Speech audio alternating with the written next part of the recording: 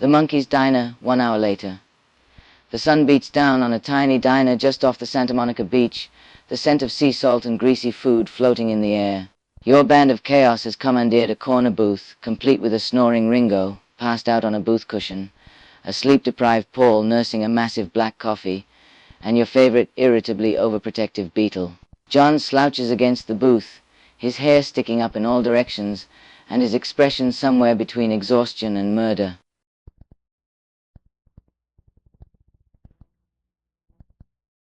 "You," John points right at Davy, his index finger shaking. "This is your fault." Davy just shrugs, looking infuriatingly at ease as he steals a fry from Paul's plate. "Not my fault you got no sense of humor, Lennon." John looks like he wants to strangle him on the spot. "It's 6 in the morning. I'm running on 2 hours of sleep. And you called me in the middle of the night, then hung up."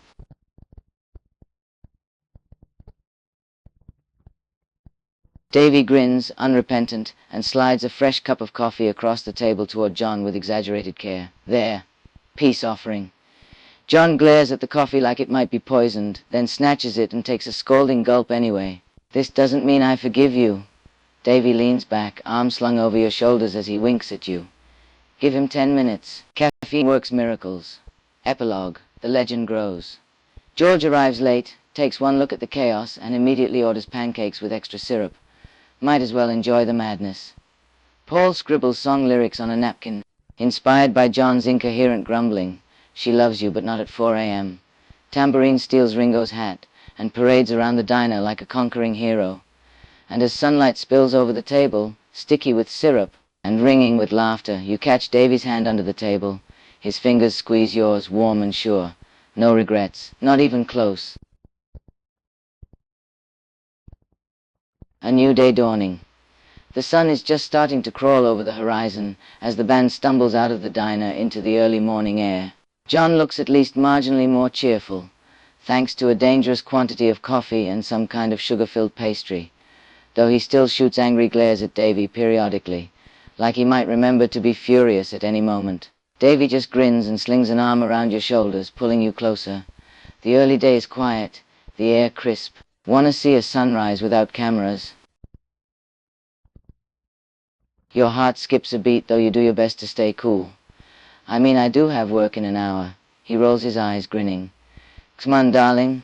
Since when has that ever stopped us?"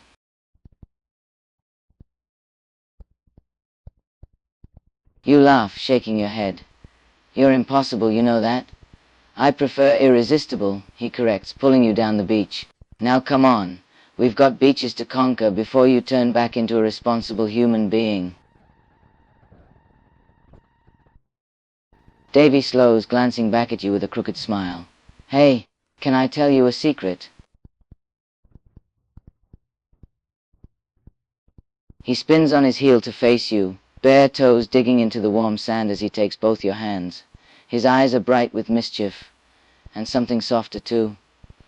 "I've known your name since before you snuck backstage," he confesses, voice low like it's just for the two of you. "Saw it scribbled on a fan letter last month, one tucked under my dressing room door. Thought to myself, this one's trouble." His thumb brushes your knuckles. "Turns out I was right." The sunrise paints gold across his cheekbones as he leans in, grinning. "But go on then, say it proper for me." He already knows. He just likes hearing you say it. "Donna," he whispers, tasting the word like it belongs to him. It sounds like a song against the crash of the waves. He tugs you closer, fingers finding the racing pulse in your wrist. "Like a sunrise," he murmurs, grinning. "Brilliant and beautiful, and a little dangerous." Your breath hitches as he presses a kiss to the pulse point in your wrist, like a promise.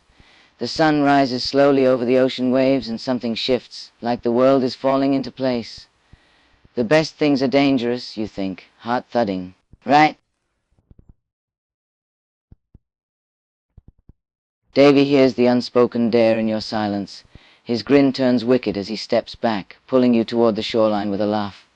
"Come on, Donna, danger," he teases, kicking up spray as the tide rushes in. "Let's see if you can outrun me and the seagulls." He already knows you'll win. But oh, the chase is half the fun. Davy takes off at full sprint, whooping as the seagull's shriek protests. You throw your head back, laughing, and take off after him. The sun is just peeking over the horizon when you tackle him into the sand, both of you breathless. He's still grinning like madness incarnate as you end up sprawled over him, sand in your hair and the wind in his. "Told you I was faster," you manage, gasping. "Only 'cause you cheated," he retorts, eyes glinting. His fingers still rest in the sand, inches from your knee.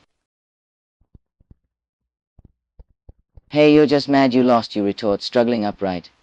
He stays put, sand sticking to his hair like glitter, grinning cheekily. "You pushed me. I never stood a chance." He shakes his head mournfully. "I was sabotaged." Your laugh bright as the early sunshine. "Maybe you just need to learn to stay on your feet. Maybe I need better competition." He's still sprawled in the sand, grinning like this is the best day of his life, like this is the best minute of his life. "Think you can beat me in a rematch?" You consider it, pretending to weigh the scales. Maybe. If your ego can stand another loss. He rolls his eyes, pushing himself to his feet in one swift motion. "Oi, the Davy Jones never loses. Just you wait, sunshine. I'm gonna kick your ass next time round." There's a wild look in his eyes that's both competitive and something else. Like he knows the rules have just changed. Big words from someone who just lost, you shoot back, trying not to notice how close you still are. He quirks a lazy grin, big enough to back them up. The world is slowly waking up around you, the beach coming alive with joggers and early birds. It feels like the two of you are in a bubble, caught in the golden hour between one moment and the next. And in that moment, anything seems possible. "You're on," you say, a little bit reckless. "Next time, we're having a rematch. And I'll beat you fair and square, promise." His eyes are laughing as he helps you to your feet, fingers warm on your palm. "You're a dangerous sort, you know that?" There's a note of admiration in his voice. "Reckon you could take on the world if you put your mind to it." You laugh, still giddy from adrenaline, or get myself into the trouble of a lifetime. He grins like he doesn't care about the trouble. "And you're a bloody menace." "You love it, though," you retort, shoving his shoulder. He grabs your wrist like a reflex, laughing. "Maybe I do. You're unpredictable, and bloody brave as hell." He spins you around under the rising sun, faster and faster, until you're both dizzy and breathless. The shoreline blurs around the two of you, the world narrowing until it's just you and him. You're laughing by the time you finally collapse in the sand again, your heart hammering. The world spins dizzily past. But he catches you with a hand at the small of your back, pulling you against him like he never wants to let go. He grins, breathing just as hard, his hair sticking up in every direction. "Bloody perfect," he murmurs, eyes bright. "I might just keep you for myself, sunshine." You laugh like the reckless fool you are. Big words from a man who just lost a race. He scoffs, shaking the sand out of his hair. "I only lost one race." "I seem to recall you ending up in the sand," you point out, grinning. He rolls his eyes, but there's a glimmer of something else in his gaze. "That was a tactical defeat. Purely intentional." "Oh, sure," you say dryly. "That's why your ego's bruised." His grin is unrepentant. "Oi, I'll have you know my ego's perfectly intact. And your dignity?" He shrugs, unruffled. "Never had much of that to start."